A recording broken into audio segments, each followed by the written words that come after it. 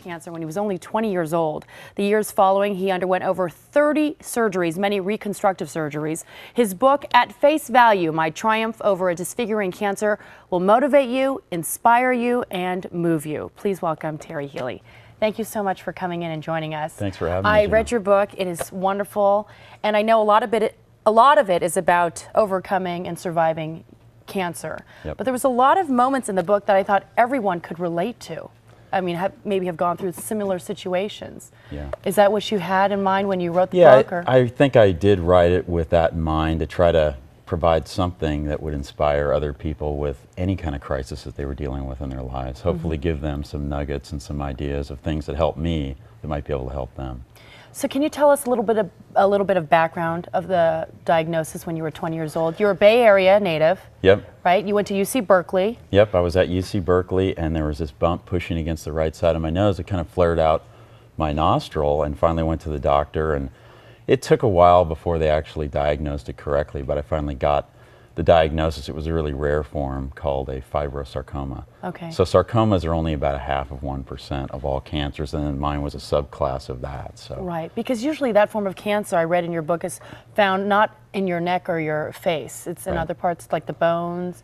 Yeah, it's a connective tissue cancer, but typically it occurs in the legs, the arms, or in the hips. So not very common, and that's why they didn't know what it was for quite a while. Right, and they thought they removed most of the cancer, but about a year later you found out it had to come back. Yeah, I mean, originally it really wasn't that big of a deal, but when I had the recurrence, that's when it became a serious situation. That's when it became life-threatening. That's when it became potentially incredibly disfiguring.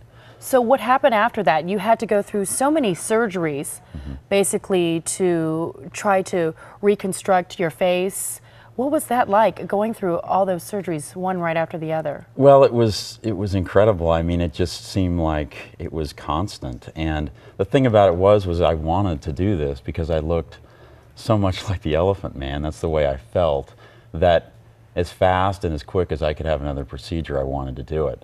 But, you know, essentially they removed half my nose, the shelf of my eye, the muscle and the bone from my right cheek, part of my upper lip, part of my hard palate, and 6 of my teeth. So it was quite a cavity that they had to reconstruct over time. And they used like tissue and cartilage from other parts of your body to reconstruct? There's donor sites all over me, and somehow they slowly tried to put me back together. During this process, I read in your book, you were faced with, you know, you had a lot of support, right, from family and friends, incredible, but there was also people who, I don't know, were not very, I don't know, what's the word, ignorant or just not open to the whole issue or the whole process. Or sensitive, maybe. Or sensitive. Yeah. What was that like, running into people who... Well, I think that was really difficult because when you're in a hospital, it's difficult to deal with what you're dealing with, but people are very accepting in a hospital environment. They're used to seeing things. So when I left for the first time and started having these encounters sort of with the outside world, that's when I realized how severe my situation was. I mean, people said things that I never would have guessed they would say. I mean, comments and things that just make you feel all your emotions. I mean, how do you respond? You know, I'd get angry sometimes, I'd get emotional, sometimes I'd make up stories because I just didn't want to tell the truth. So yeah, I tried to, it took me a while to get through that to the point where I was comfortable really with telling my real story and who I was, and was comfortable with myself.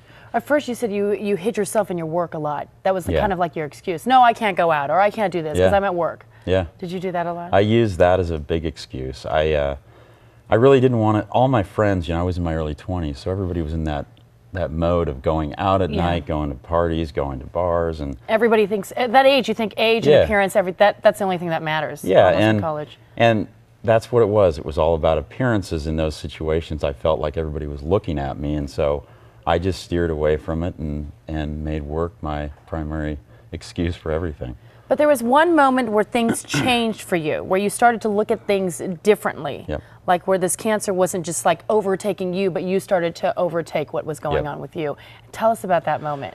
Well, it was a pretty crucial moment for me. I met this woman in a hospital, actually, in Chicago, where I was having a series of procedures, and she was really the first relationship I'd had with somebody that didn't know me as the old Terry. But we, you know, toward the end of that relationship, which didn't last very long, she learned a lot about who I was, but was great enough as a young person to be able to wake me up and say, you know, Terry, you have issues. And so what she really did was help me to recognize what my true weaknesses were and help me to refocus my life on what I could control rather than what I couldn't control, which was the surgery.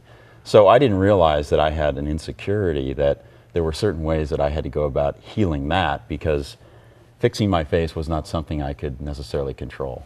And that's when you said, I need to do something else with my life? Completely. Because there was one point in the book where you said the scars, she made you realize that the scars in the inside were basically affecting you more than the scars on the outside. Absolutely. So what did that inspire you to do? You started writing the book. Yep, I started writing the book.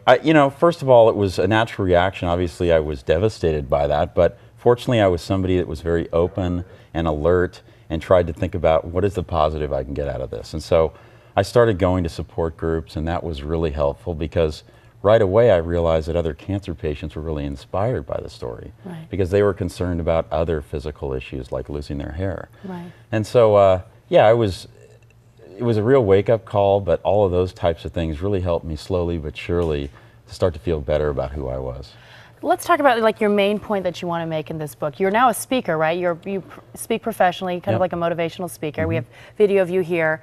What is the main point you want to tell people and about this book too? The main message is really that I want people to be more tolerant of one another. I want people to be less judgmental and really to refrain from making judgments at face value, and that's why I titled it that. But my book isn't just about cancer or disfigurement. It's really a much broader issue, and it's really for people that have all kinds of issues, whatever they might be.